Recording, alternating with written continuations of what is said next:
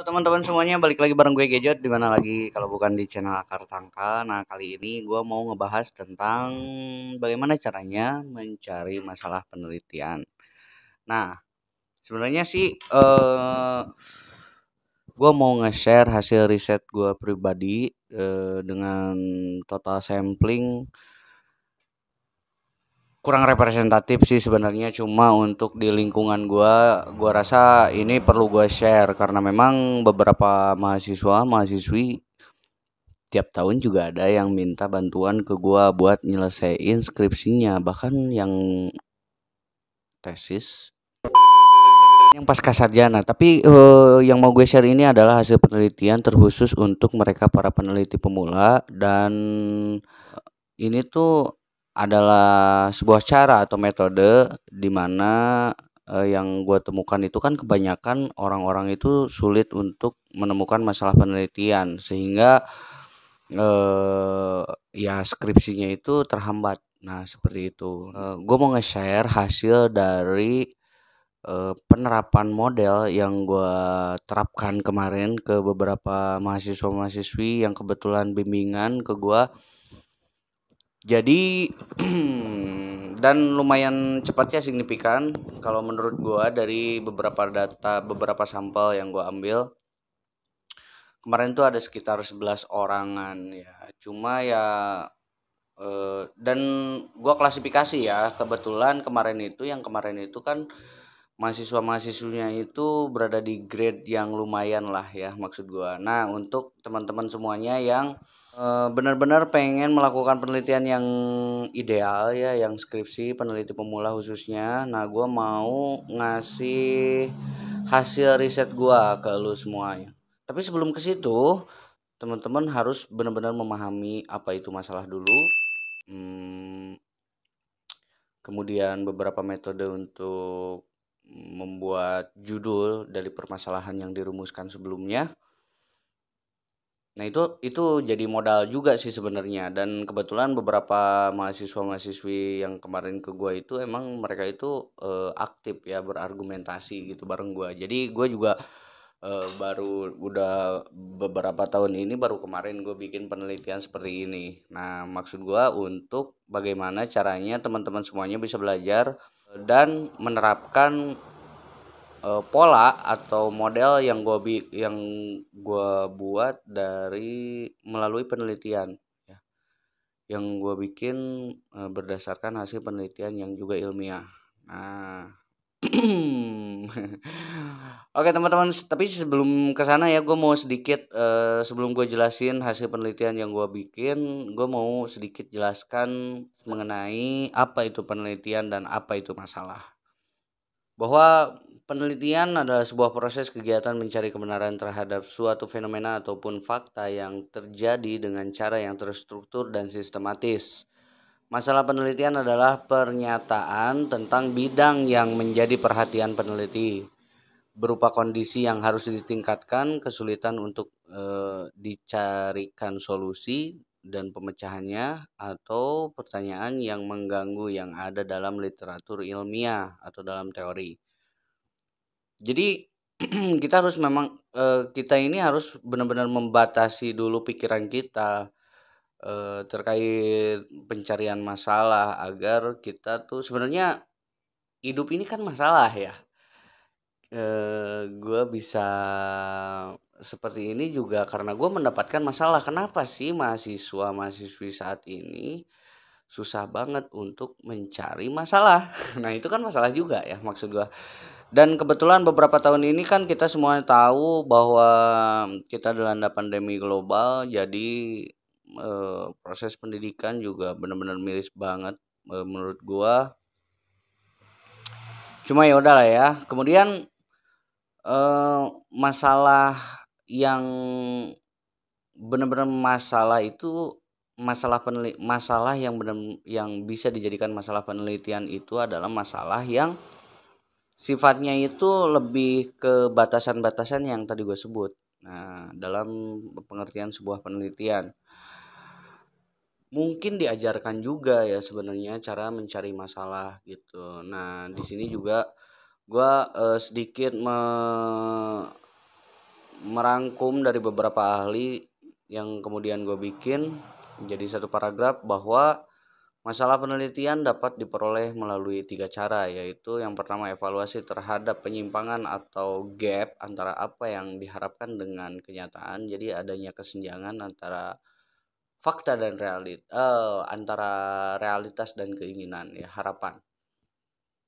Kenapa sih mesti gini? Kan harusnya gitu. Nah, itu kan masalah. Nah, kemudian yang kedua, penyimpangan antara teori dan penerapan di lapangan, atau yang ketiga itu adalah fakta-fakta baru yang diperoleh dari hasil riset dan pengamatan yang mengundang pertanyaan dan belum ada jawaban secara jelas dan ilmiah. Jadi sebenarnya penelitian ilmiah itu adalah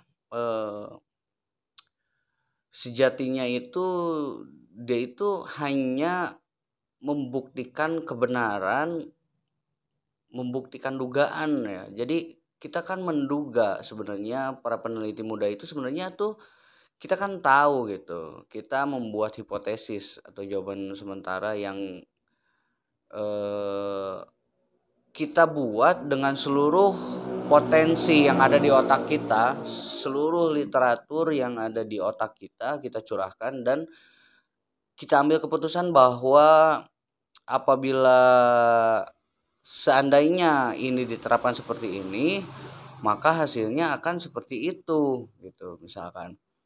Nah, itu kan adalah kita buatkan hipotesis, ya. Hipotesis jawaban sementara dari apa yang akan kita teliti. Jadi kita itu sebenarnya udah tahu duluan. Cuma secara ilmiah ya nggak tahu gitu. Kita harus kaedah-kaedah ilmiahnya itu ya harus, kalau kebenaran yang ilmiah itu adalah kebenaran yang dihasilkan dari hasil penelitian, ya artinya dari penyelesaian atau pembuktian yang bersyaratkan sebuah literatur, juga sistematika berpikir yang kemudian itu dituangkan ke dalam sebuah bentuk tulisan juga terstruktur, ya. Jadi nggak awut-awutan gitu loh. Jadi rapi gitu dari awal sampai akhir, maka terciptalah bab 1, bab 2, bab 3, bab 4, bab 5 gitu kan. Nah, oke deh, kita mulai ya. Jadi beberapa cara nih ya, pendekatan formal dan non formal sebenarnya udah diajarkan juga harusnya. Harusnya ini tuh diajarin oleh guru, oleh dosen karya tulis ilmiah kalau gua nggak salah benar. Nah, jadi harusnya teman-teman tuh udah tahu pendekatan formal dan non formal itu seperti apa untuk mendapatkan permasalahan dalam sebuah penelitian yang akan teman-teman yang bisa teman-teman teliti selanjutnya. Well, jadi hasil riset yang gue temukan itu adalah intinya itu yang pertama, teman-teman bisa pelajari atau buka kembali mata kuliah yang dulu asik atau diskusi paling ditunggu-tunggu, maksud gue, atau yang disukai, yang paling ditunggu-tunggu gitu, yang menyenangkan. Nah, kira-kira dari tingkat 1 sampai tingkat akhir itu masa sih nggak ada satu mata kuliah aja yang menyenangkan. Dan syarat mata kuliahnya itu jangan mata kuliah umum yang tentunya yang relevan dengan kejurusan, ya. Konsentrasi dari keilmuan yang teman-teman pelajari di jurusan itu tuh apa? Pasti ada mata kuliahnya. Jadi jangan mata kuliah yang umum, atau mata kuliah yang normatif semacam karya tulis ilmiah itu kan salah satu mata kuliah juga. Kemudian metodologi penelitian itu juga kan mata kuliah juga. Nah, maksud gua yang lebih berkonsentrasi pada jurusan teman-teman. Misalkan nih satu contoh olahraga. Teman-teman kuliah di jurusan olahraga. Nah, di olahraga itu teman-teman suka apa sih? Basket misalkan. Ada dong mata kuliah basket atau teknik-teknik dasarnya atau apapun itu yang berkenaan dengan apa yang teman-teman sukai di mata kuliah itu. Jadi teman-teman buka dulu tuh buka kembali, kemudian baca kembali. Nah, setelah itu biasanya nih nomor 2, cari titik relevansi dengan pengalaman pada saat KKN, PKL, magang atau dan lain-lain. Nah, jadi teman-teman itu kalau nggak salah di semester akhir itu ada mata kuliah, bukan, iya bagian dari mata kuliah, bagian dari SKS ya. Biasanya ada proses magang gitu. KKN atau kuliah kerja nyatanya gitu atau PKL-nya gitu. Kalau misalkan di jurusan keguruan itu ya jadi guru, kalau industri ya di industri, ya kalau teknik di lapangan misalkan atau dan lain sebagainya. Itu biasanya suka ada rentang waktu berapa bulan gitu untuk menyelesaikan beberapa SKS dalam studi itu gitu. Nah, teman-teman pasti dong punya pengalaman yang benar-benar otentik, yang benar-benar teman-teman itu alami sendiri gitu. Nah, kira-kira dengan apa yang bisa dihubungkan antara mata kuliah tadi yang teman-teman sukai dengan pengalaman teman-teman ketika teman-teman melaksanakan praktek kerja lapangan. Kita ambil contoh lagi, kalau misalkan jurusannya olahraga dan fakultasnya itu keguruan, dia pasti ngajar olahraga dong, ya. Masa ngajar matematika ya. Jadi pasti ngajar olahraga. Nah, ketika teman-teman pasti dong ngajarin salah satu hal atau teknik atau apapun itu atau yang berkenaan ya, yang mendekati dengan mata kuliah yang tadi teman-teman sukai. Ngerti nggak? Nah, jadi kita relevansi dulu, kita kita gabungkan antara teman-teman sukanya di mana, mata kuliah apa, kemudian dengan pengalaman teman-teman ketika di lapangan. Nah, setelah itu nanti pasti ada relevansinya atau ada sebuah kesenjangan atau ya pasti pasti ada masalah di situ. Nah, ketika teman-teman merasakan ada kejanggalan, kenapa mesti gini sih? Loh, kok di lapangan ternyata gini, nggak sama dengan teori. Oh, atau apa, atau ini, atau itu. Nah, seluruh masalah itu teman-teman catat, teman-teman tuliskan berdasarkan poin gitu. Nomor 1, kenapa bola basket bulat?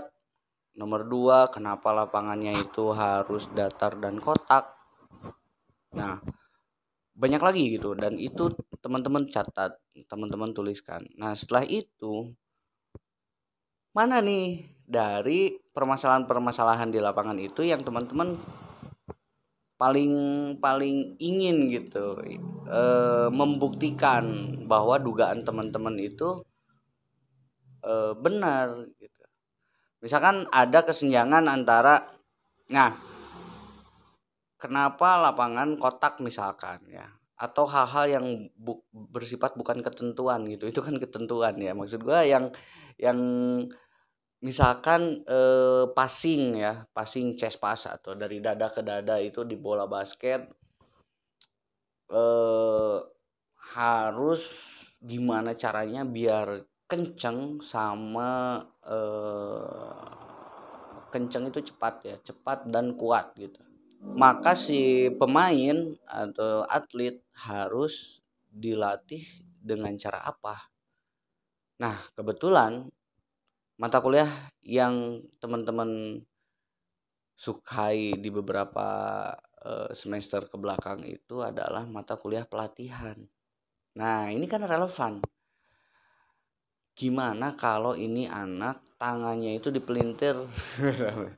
Ya maksud gua gimana caranya biar chest pass-nya itu lebih cepat dan kuat gitu.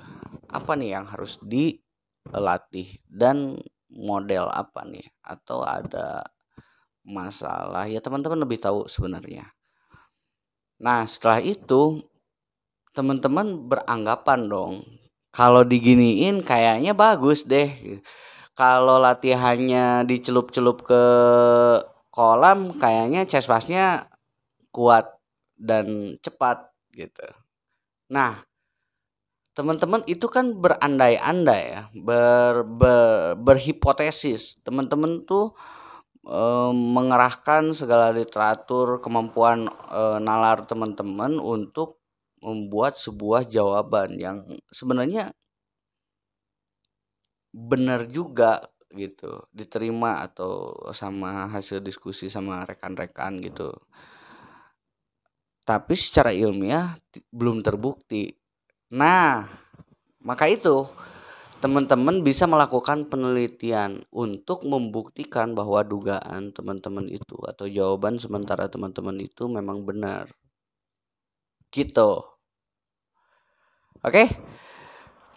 Nah, teman-teman itu aja yang bisa gue sampaikan, dan apabila ada terlalu panjang ya kalau gue jelaskan secara detail, dan apabila ada hal-hal yang ingin kalian tanyakan bisa tuliskan aja di kolom komentar. Dan sekali lagi thanks for watching. Gue hanya niat berbagi dari hasil penelitian, dan kalau misalkan ada yang mau hasil penelitiannya bisa langsung aja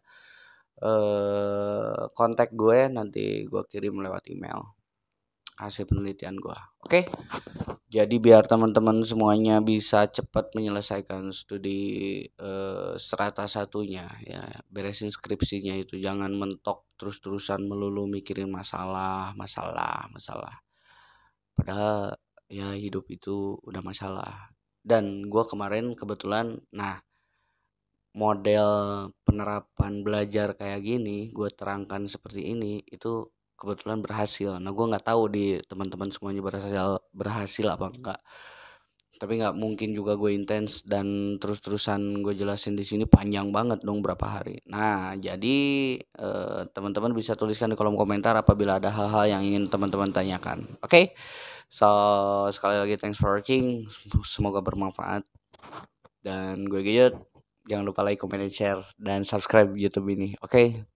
Assalamualaikum warahmatullahi wabarakatuh. Bye bye.